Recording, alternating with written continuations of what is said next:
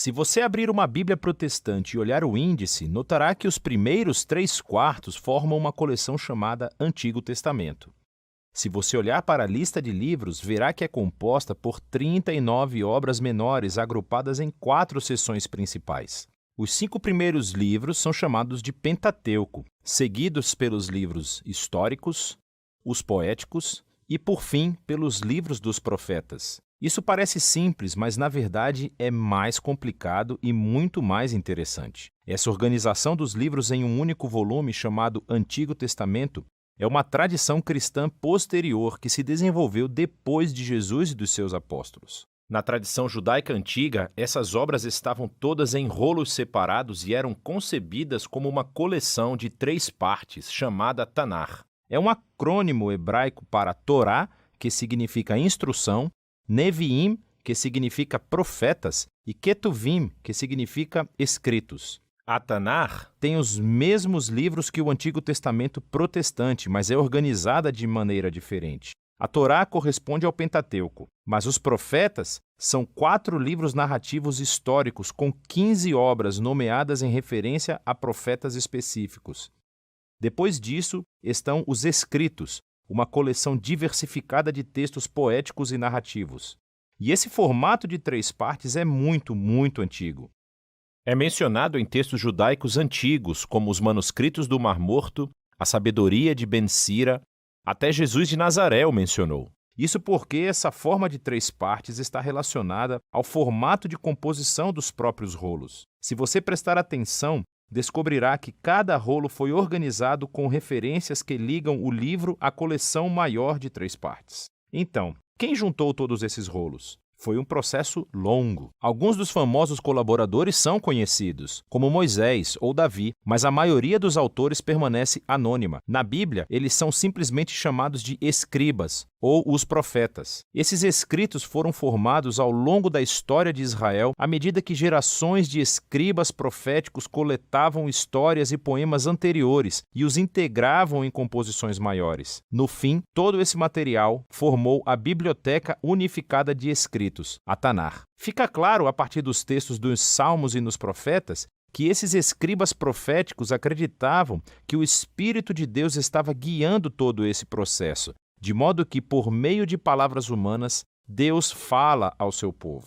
É por isso que eles amavam esses textos, estudando-os, integrando-os numa coleção unificada. Não sabemos exatamente quando esse processo foi terminado, mas foi nos últimos séculos antes do tempo de Jesus. Na sua forma final, a Tanar oferece uma interpretação profética da história de Israel que afirma revelar os propósitos de Deus para resgatar o mundo inteiro. E embora não possamos tratar de toda a coleção em um vídeo, é útil ter uma visão geral do que falam esses escritos. A Torá começa com Deus criando e abençoando um importante pedaço de terra, o nosso mundo. E Deus o confia a uma criatura que reflete a imagem divina, humano, ou em hebraico, Adam. Deus escolhe a humanidade para governar o mundo como reis e rainhas da criação. E a pergunta é se eles confiarão na sabedoria de Deus para discernir o bem e o mal, ou se vão preferir ser autônomos para definir o bem e o mal para si mesmos. Mas há outra criatura com os humanos. Uma serpente misteriosa. Ela está em rebelião contra o Criador e seduz os seres humanos a se rebelarem de forma tola contra a generosidade de Deus. Como resultado, a humanidade é separada de sua fonte divina de vida e exilada de um jardim de bênção para morrer em um deserto perigoso. A partir daí, a humanidade continua se espalhando e redefinindo o bem e o mal, e as coisas logo vão de mal a pior. Eles constroem cidades atormentadas por violência e opressão, o que aponta para a fundação de uma cidade chamada Babilônia, onde as pessoas se colocam no lugar de Deus. E agora, o conflito básico do enredo da Bíblia está definido. Deus quer abençoar o seu mundo e governá-lo por meio dos seres humanos, mas agora eles são o problema. Eles estão sob a influência do mal. Eles são tolos e sem visão e se dirigem para a autodestruição. E isso é tudo uma preparação para a solução de Deus. Precisamos de um novo tipo de ser humano. Então Deus promete que um novo ser humano virá e não vai ceder à serpente. Na verdade, ele vai esmagá-la e será esmagado por ela. A partir daqui, A história traça a linhagem prometida a um homem e uma mulher, Abraão e Sara. Deus confia a eles a mesma bênção divina dada à humanidade na primeira página. Assim, eles deixam a Babilônia para uma nova terra, que é como um jardim, que Deus promete dar à sua família. O que segue é a história da família de Abraão. 3 gerações, Abraão, Isaque e Jacó, seguido por 12 filhos.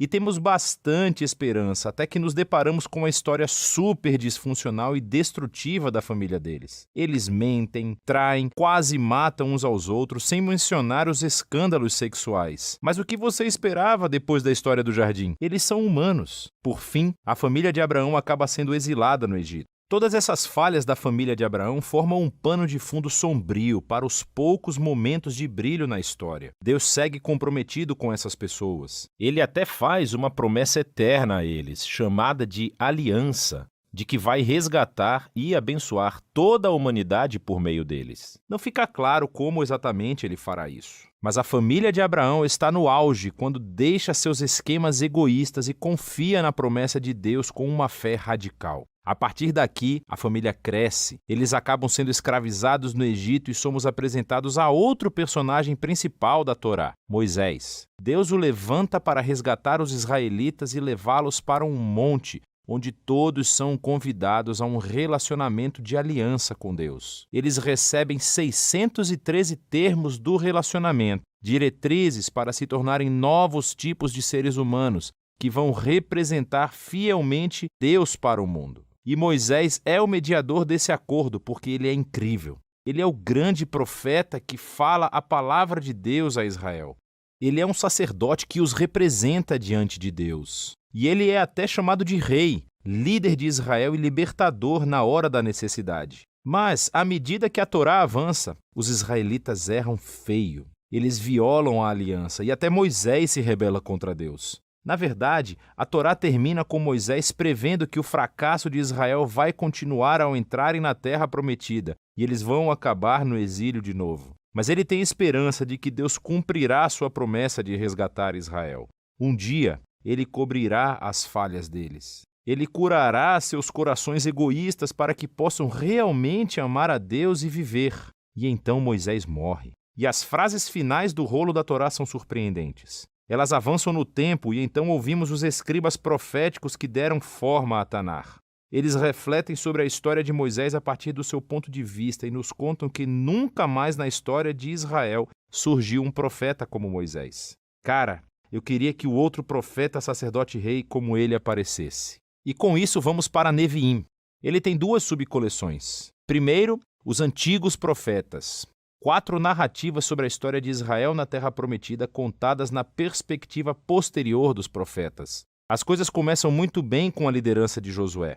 Lemos que ele é bem-sucedido porque ele é como Moisés e medita nas Escrituras dia e noite. Mas por fim, até mesmo Josué falha, começando a longa e violenta queda de Israel rumo à autodestruição, assim como Moisés e a história do jardim previam. Essas histórias focam no fracasso dos reis, profetas e sacerdotes de Israel, como mentem, traem e matam uns aos outros e adoram ídolos. É basicamente uma repetição mais longa e sangrenta das falhas dos ancestrais. Mas tem alguns pontos positivos. Deus reafirma sua promessa da aliança de abençoar a humanidade por meio de um novo humano. Será um rei da linhagem de Davi. E você tem algumas histórias sobre pessoas, como Davi ou Salomão, que têm momentos como Abraão, quando confiam em Deus, mas nunca dura. E, se você não sabe, a família de Abraão acaba onde eles começaram, conquistados e exilados na Babilônia.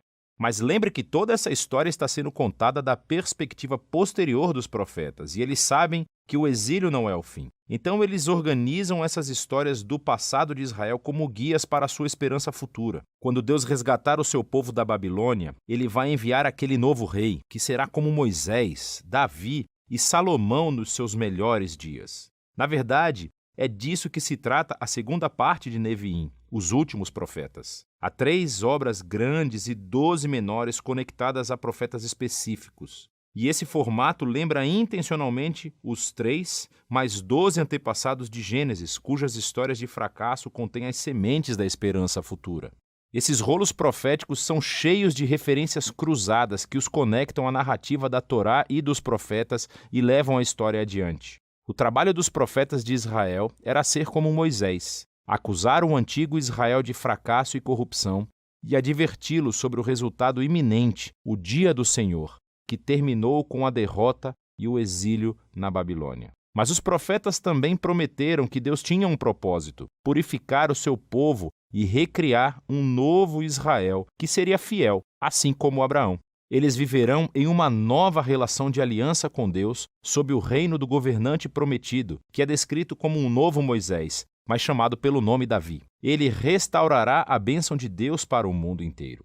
A conclusão do Neviim é como a da Torá. Há uma nota dos escribas proféticos da Tanar. Eles refletem sobre toda a história até agora e pedem aos leitores que aguardem a chegada de um novo profeta, como Moisés, que eles chamam de Elias. Ele anunciará a chegada do Deus de Israel para purificar e salvar o seu povo.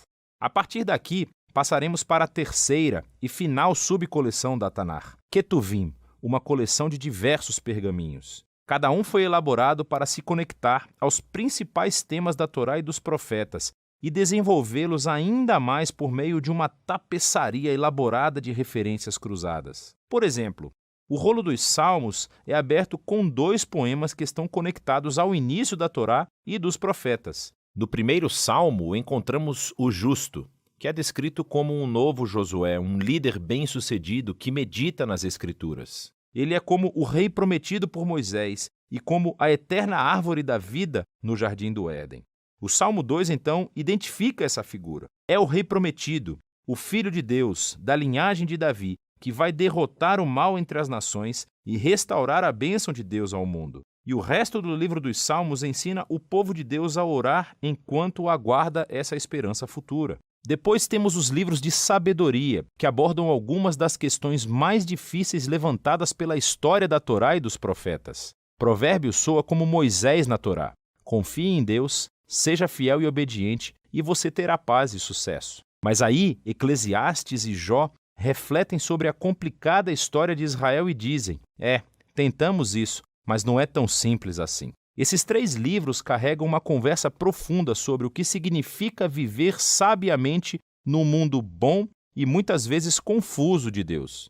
2 dos últimos livros da Tanar a serem escritos oferecem uma contribuição crucial. O rolo de Daniel recorda a longa história do fracasso e do sofrimento de Israel como uma estranha porta de esperança para um novo futuro para o mundo. Um dia, esse novo ser humano prometido pela Torá e pelos profetas vai chegar. Ele será pisoteado pelas inclinações animalescas da humanidade para o mal. Mas então Deus o vingará e o levantará para governar o mundo com poder divino. E por fim, o rolo das crônicas reconta toda a história da Tanar, desde o início até o retorno de Israel do exílio. O autor foca na promessa de Deus a Davi de um futuro rei que reunirá o povo de Deus em uma nova Jerusalém e trará bênção divina às nações. As linhas finais do rolo das crônicas foram conectadas aos textos fundamentais de toda a Tanar. Eles mantêm viva a esperança de um retorno definitivo do exílio, apontando para a chegada de um israelita cujo Deus está com ele, para que ele possa subir